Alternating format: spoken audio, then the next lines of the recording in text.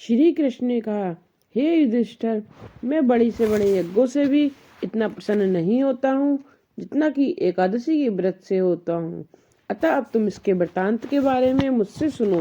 पौष मास के कृष्ण पक्ष में जो एकादशी होती है उसे सफला एकादशी कहते हैं। इस एकादशी के आराध्य देव श्री नारायण है। यह एकादशी कल्याण करने वाली है। जो व्यक्ति इस एकादशी का व्रत करते हैं वे विष्णु भगवान को परम प्रिय हैं। फलों के द्वारा श्री हरि का पूजन करें। नारियल के फल, सुपारी, बिजौरा नींबू, जमीरा नींबू, अनार, केला, आंवला, लौंग, बेर तथा विशेषतः आम आदि फलों से देव देवेश्वर श्री नारायण की पूजा करनी चाहिए। इसी प्रकार धूप दीप से भी भगवान की अर्चना करें। सफला एकादशी को विशेष रूप से दीपदान करने का विधान है। रात को कीर्तन शास्त्र पाठ करते हुए जागरण करना चाहिए। भगवान श्री कृष्ण ने कहा, हे युधिष्ठिर, मैं तुम्हें एक पौराणिक कथा सुनाता हूँ। प्राचीन समय की बात है। चंपावती नगरी में महिष्मान नाम का राजा था। उसके 4 पुत्र थे। उसके ज्येष्ठ पुत्र लुम्पक, अत्यंत लंपट, पापी और कुत्सित विचारों वाला था। वह सदैव ही पर स्त्रीगामी कुकर्मों में और वैश्यों में आसक्त रहता था। वह हमेशा पिता के धन का अपव्यय करता था। वह ब्राह्मण, सत्पुरुष एवं वैष्णवों और देवताओं की हमेशा निंदा करता था। राज्य में प्रजा को दुखी करता था। उसके कुकर्मों से सभी बहुत दुखी थे। जब लोगों ने राजा से शिकायत की तब राजा को अपने पुत्र के कुकर्मों का पता चला। उसने लुम्पक को अपने राज्य से निकाल दिया। राजा के भय से लुम्पक के समस्त संबंधियों ने उससे नाता तोड़ लिया। हताश लुम्पक चिंतित हो सोचने लगा कि अब मैं क्या करूं, कहाँ रहूं, कैसे जीवन यापन करूं, क्योंकि पिता और भाइयों ने उसे त्याग दिया था। अंत में बहुत विचार करके दिन में वह नगर से बाहर वन वन भटकता, पशु पक्षी मारकर खाता था। रात्रि होने पर वह नगरी में आ जाता और चोरी तथा अन्य दुष्कर्म करता रहता था। नगरवासियों को अनेक प्रकार से कष्ट देता और उनसे मारपीट भी करता था। परंतु वह जब राज्य के सिपाहियों द्वारा पकड़ लिया जाता तब अपने को राजा महिष्मान का पुत्र बताता तो राजा के भय के कारण वे उसे छोड़ देते थे। कभी कभी प्रभु की कृपा अनजाने में भी हो जाती है।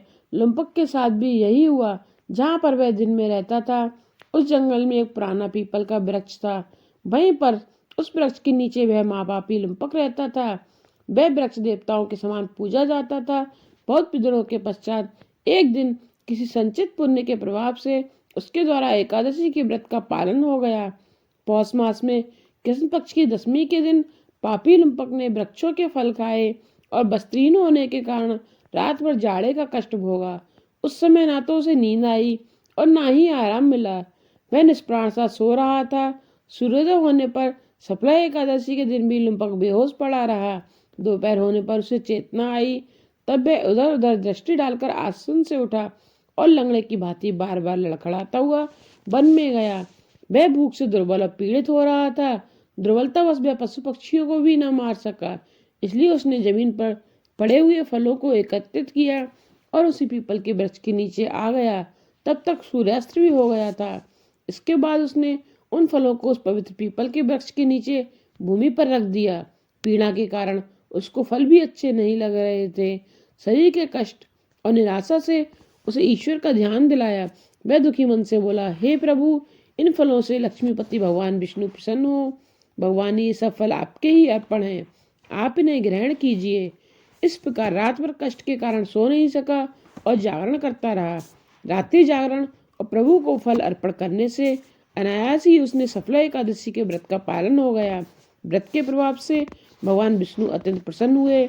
उन्होंने उसके समस्त पाप दूर कर दिए।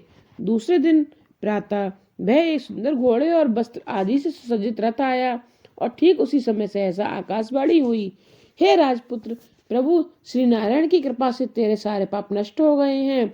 अब तुम अपने पिताश्री के पास जाकर अपना राज्य प्राप्त करो।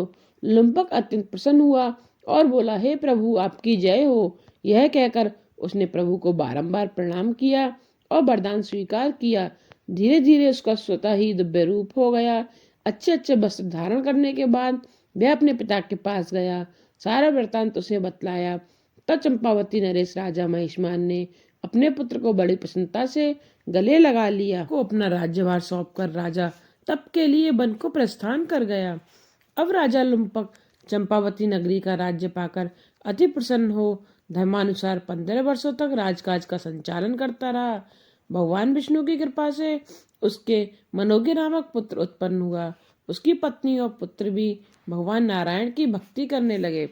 वृद्धावस्था आने पर नरेश लुम्पक ने भी अपने पुत्र मनोज्ञ के बड़े होने पर राज्य का मोह त्याग कर उस राज्य को पुत्र को सौंप दिया और पत्नी सहित तपस्या के लिए वन में चला गया। अंत समय में वह भी वैकुंठ को प्राप्त हुआ। हे युधिष्ठिर, इस प्रकार जो सफला एकादशी का उत्तम व्रत करता है और अपने अपराधों का प्रायश्चित करता है, भगवान प्रसन्न होकर उसके अपराध क्षमा कर देते हैं। वह इस लोक में सुख भोग कर मरने के पश्चात मोक्ष को प्राप्त होता है।